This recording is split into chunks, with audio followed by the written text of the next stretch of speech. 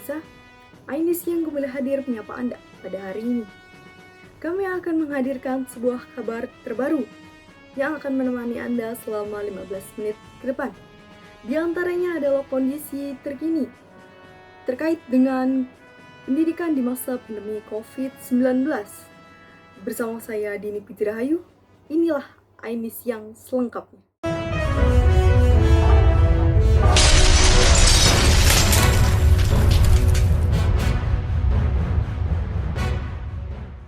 Saudara, COVID-19 merupakan salah satu virus yang menjadi pembicaraan pada awal tahun 2020, di mana diantaranya sudah beberapa orang terjangkit virus mematikan tersebut, yang dimana diantaranya pada tanggal 2 Maret 2020, pemerintah sudah mengumumkan di Indonesia sudah terdapat 2 orang yang terjangkit virus mematikan tersebut, di antaranya perempuan yang berusia 31 tahun, dan yang kedua ada seorang ibu rumah tangga berumur 64 tahun.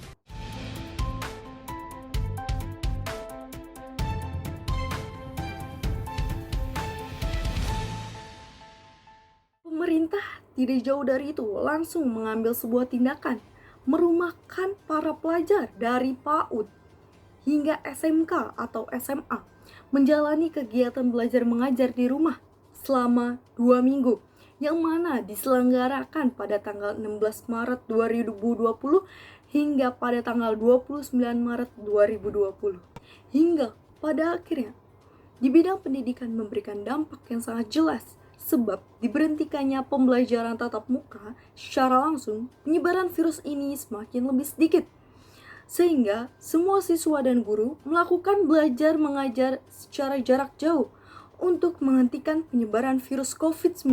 Seperti yang kita lihat pada minggu pertama, di bulan Maret, pembelajaran jarak jauh terdapat masalah yang sangat umum, yaitu penguasaan teknologi, baik dari siswa, guru, dan para orang tua.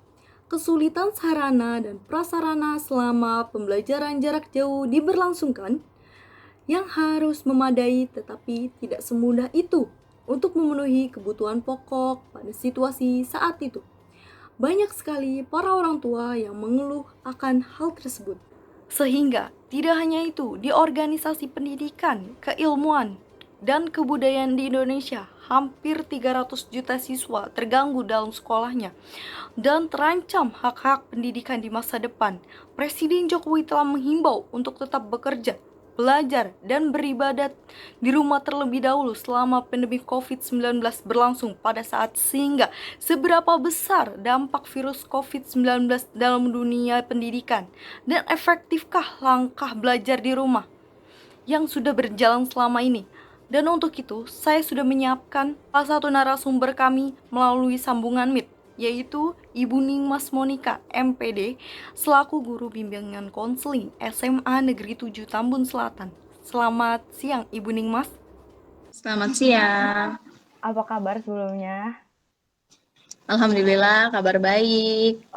Di mana kan di sini tuh sudah hampir ya Bu, kita udah melewati masa-masa di mana pandemi COVID-19 di dunia. Terus dilakukan pembelajaran jarak jauh juga mungkin sudah cukup lama ya Bu. Dari Ibu, apakah ada yang ingin disampaikan atau dicurhatkan terkait hal tersebut Ibu? Bagi saya khususnya dari kalangan guru, pandemi COVID-19 ini memang agak menyulitkan kami, terutama untuk membangkitkan semangat para siswa. Semangat para siswa itu agak menurun karena bisa disebabkan mereka tidak bertatap muka dengan kami para gurunya dan juga teman-teman sekelasnya. Tentu saja semangat dan juga motivasi mereka berkurang. Mudah-mudahan harapan saya pribadi COVID segera pergi dan kita bisa bertatap muka 100% di sekolah dengan aman dan nyaman. Oke, mungkin apakah menurut Ibu saat pemberian mengenai materi yang disampaikan kepada siswa atau siswi Ibu terjadi sebuah kendala? Seperti apa sih Bu kendalanya itu? Kendala tatap muka dengan pembelajaran jarak jauh pasti lebih sulit pembelajaran jarak jauh. Yang tadi sudah saya sampaikan, terutama semangat, motivasi, dan juga kesadaran siswa itu sendiri. Contohnya, banyak siswa yang tidak diawasi langsung oleh orang tua. Orang tua mereka sama-sama bekerja sehingga lost dalam pengawasan. Ada yang Zoom atau Google Meet sambil tidur, sambil kamera dimatikan, akhirnya guru tidak mengetahui benar-benar apakah dia menyimak atau tidak. Oke, baik Ibu.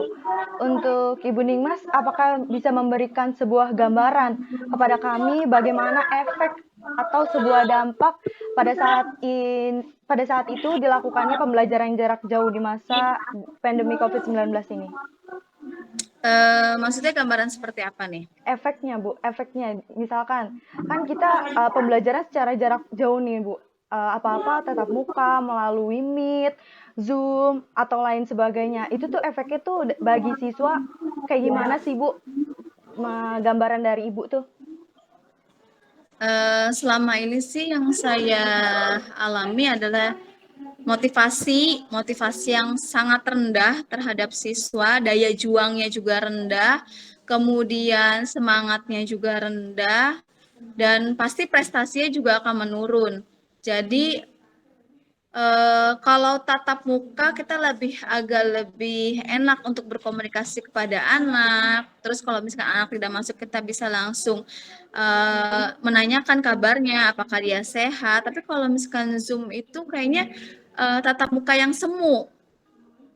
Jadi gambarannya sangat-sangat tidak efektif pembelajaran jarak jauh ini. Berarti sangat berkurang ya, Bu, bagi dunia pendidikan ini. Sangat minim sekali buat menerima materi-materi dari guru gitu. Betul. Oh, jadi oke, terima kasih Bu. Pertanyaan yang terakhir nih Bu ya, buat Ibu Ningmas. Sebagai Ibu Guru bimbingan konseling nih, di masa pandemi ini, agar para siswa semangat untuk belajar di masa pandemi, berikan sebuah motivasi Bu, biar para siswa tuh semangat untuk belajar. Motivasi dari Ibu. Iya. Ketika pada saat tidak tatap muka ataupun tatap muka, biasanya saya mengingatkan siswa untuk tujuan utama kamu untuk sekolah itu apa? Tujuan pendidikan yang utama apa? Kamu harus ingat, tujuan utama kamu adalah untuk cerdas, untuk menjadi manusia yang beriman, bertakwa, punya keterampilan, dan juga sehat jasmani dan rohani. Jadi di situ diingatkan, oh ya, kalau misalkan aku belajar, sekolah, nggak ada yang sia-sia, aku akan berhasil dan punya keterampilan. Yang kita ingatkan adalah keterampilan. Karena kalau misalkan tujuan akhirnya adalah kalau kamu kerja sukses, kalau kamu sekolah sukses, kerja akan mendapatkan pekerjaan yang baik, sukses, itu stigmanya adalah, Bu, anak lebih pintar lagi, anak akan menjawab, Bu, emang harus sekolah ya? Tetangga saya nggak sekolah tapi dia punya bengkel mobil. Saudara saya tuh Bu nggak sekolah tapi punya laundryan, usaha laundry. Jadi kita ingatkan lagi adalah tujuan utama pendidikan itu apa. Terus saya juga selalu ingatkan ke anak-anak bahwa pendidikan itu sepanjang hayat, dari kamu sejak lahir sampai nanti kamu kuliah lahat, itu kamu harus tetap memiliki pendidikan yang layak dan setinggi-tingginya. Oke, baik.